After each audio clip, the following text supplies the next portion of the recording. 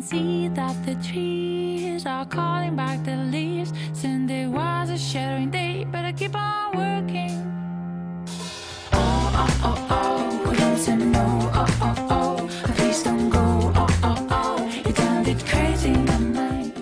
Ornette, bonjour. Bonjour. Alors on se trouve ici au Casino 2000 de Mondorf-les-Bains à l'occasion du festival Saveurs culturelles du monde. C'est un festival que vous connaissez parce que vous y êtes déjà venu avec Mickey Green, je crois bien. Exactement, il y a 3 ans, peut-être 3-4 ans. Oui, je crois que c'était ça, à peu près, il y a 3 ans. Oui, j'en garde un excellent souvenir, donc quand je l'ai vu dans mon planning, j'étais ravie.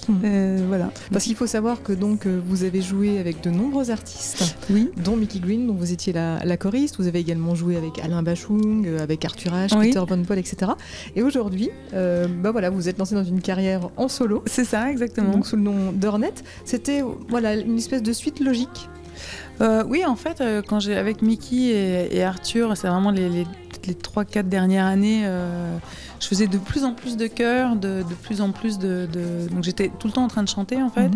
Et comme on voyageait beaucoup, quand on voyage, on a pas mal de temps un peu mort, on attend, et j'ai passé un peu mon temps à écrire des chansons. Et en fin de tournée, un peu pour rigoler, je les avais enregistrées sur mon ordinateur. Je les ai fait écouter à des copains. Ah, c'est super, attends, il faut qu'on trouve des concerts. Et en fait, d'un petit concert, un autre concert, un autre concert, une première partie dans une grosse salle, une autre première partie. Ça a fini par intéresser des gens, mais c'est vrai que j'avais pas, comme je suis pianiste, j'avais pas prévu de... C'est pas quelque chose auquel vous aspiriez? Pour vous, être instrumentiste, c'était... Oui, j'ai toujours chanté, mais je pensais que le piano, c'était mon truc principal, en fait. Oui. Je pensais pas que la voix... Pourtant, la voix est drôlement belle. Merci beaucoup. En tout cas, moi, j'ai énormément de plaisir à chanter, donc en même temps, je pense que c'était là, peut-être enfoui, et que c'était un rêve que j'osais pas rêver. mais non, donc du coup après c'est allé assez vite, les signatures pour l'album et puis la sortie. Donc, je suis très très contente.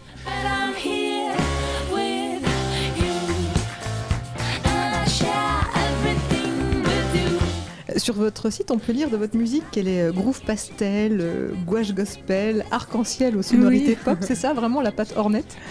Ouais, enfin en tout cas c'est pas moi qui l'ai écrit, mais donc je pense que c'est ce que les autres ont ressenti beaucoup. Puis c'est vrai que sur la pochette on s'est vraiment s'amusé, c'est mon visage avec plein de couleurs, avec la graphiste qui met sa main, le maquilleur son pinceau, et du coup ça a vraiment parlé aux gens dans le côté le mélange. C'est vrai que sur l'album il y a des chansons qui sont un peu bleutées, d'autres qui sont beaucoup plus solaires, et en fait le mélange des ambiances a été associé au mélange de couleurs qu'il y avait, et du coup ça a donné ça, que j'aime bien. Oui. Et la langue anglaise s'est imposée aussi d'office? Alors là, oui, parce que en plus c'est avec Mickey, on parlait anglais toute la journée, et puis on était vraiment en déplacement de Tokyo, Allemagne. Donc c'était assez... j'ai pas vraiment réfléchi, comme en plus je pensais pas sortir les chansons, j'ai pas du tout projeté des choses... Mais en fait, je pense que c'est la chose qui me correspondait le plus. Que moi, je suis d'origine italienne, par ma mère. Sa mère, elle était allemande, enfin autrichienne, donc parlait allemand. Et en fait, à la maison, on a toujours parlé beaucoup de langues. Quand j'allais chez ma grand-mère, elle me parlait en allemand. Ma mère me parlait en italien. J'allais à l'école, on parlait français. Oui. Et au final, l'anglais, je pense que c'est ce qui aussi fait le lien entre la partie de ma famille en Italie, ma famille en France, ma vie, et puis la vie de musicienne qui fait qu'au final, on est tout le temps en train de se déplacer. Et je pense que c'est peut-être aussi ça qui a fait que ce projet était tout d'un coup pour pas mal de gens une évidence dans le... en fait, c'est ça, quoi.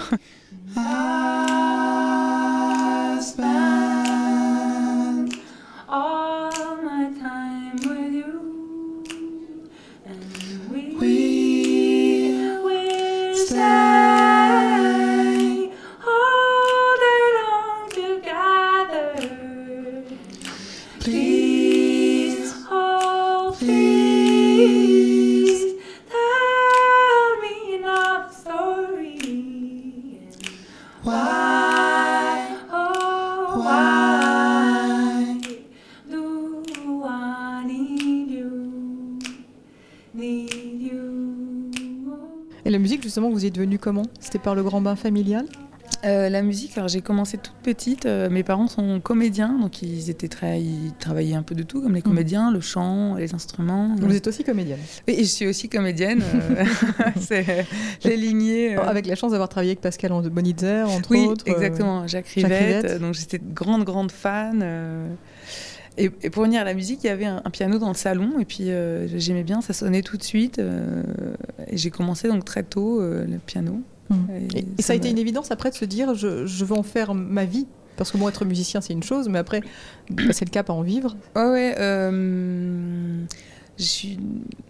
C'est toujours pareil, c'était très très évident pour les gens que j'allais faire de la musique. Pour moi, non, j'étais un peu ouverte à toute possibilité.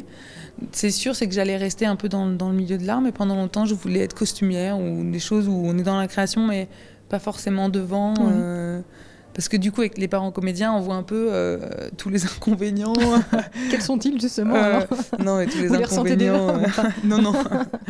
Non, mais je me dis que je suis quelqu'un d'assez timide en fait, donc je pensais que pour avoir la position de l'acteur principal parce que donc comme c'était plus dans le théâtre, il fallait avoir un certain comme ça charisme de gens qui lead des foules quoi.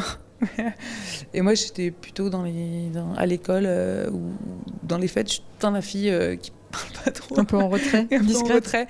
Ma mère m'avait mis au patinage artistique 3 cours, après elle l'a enlevé parce que je quittais pas le bord, je n'osais pas aller voir les gens.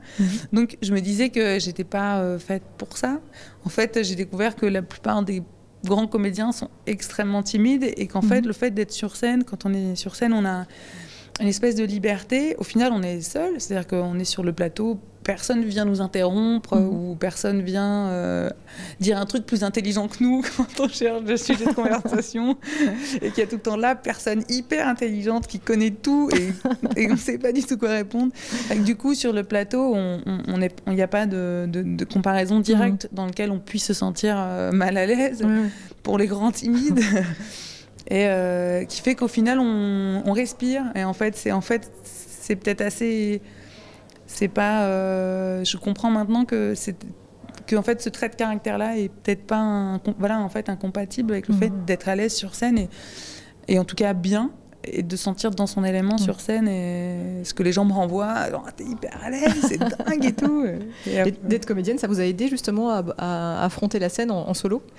Ça vous a donné peut-être des clés ou de vous réfugier peut-être derrière un personnage aussi qui permet de... Oui, par exemple, je pense que le fait de prendre un pseudonyme, je pense que ça aide aussi à se sentir moins la fille qui remplit sa feuille d'impôt ou qui fait les courses, histoire de aussi soi-même se donner un peu la force d'y aller. Je crois que vous travaillez déjà au 2e album. Ouais, il y a même un EP qui va sortir. Il y a un EP qui est sorti. Qui est sorti même avec un duo avec une collaboration avec Ours et puis Justice. Alors 2 registres, des artistes complètement différents. Alors, dans Justice, j'ai repris une de leurs chansons que j'aime beaucoup, On and On. Et en fait, quand j'ai acheté, comme la plupart des gens, l'album sort, je vais acheter l'album. J'ai adoré cette chanson. Et je l'ai enregistrée, et les gens qui ne connaissent pas Justice trouvent que c'est vraiment que j'aurais presque pu, qu'elle ressemble à des trucs que j'aurais pu écrire. Donc c'est rigolo. Et j'aimais bien, puis comme ça fait partie des choses que j'écoute, j'aimais bien qu'on retrouve...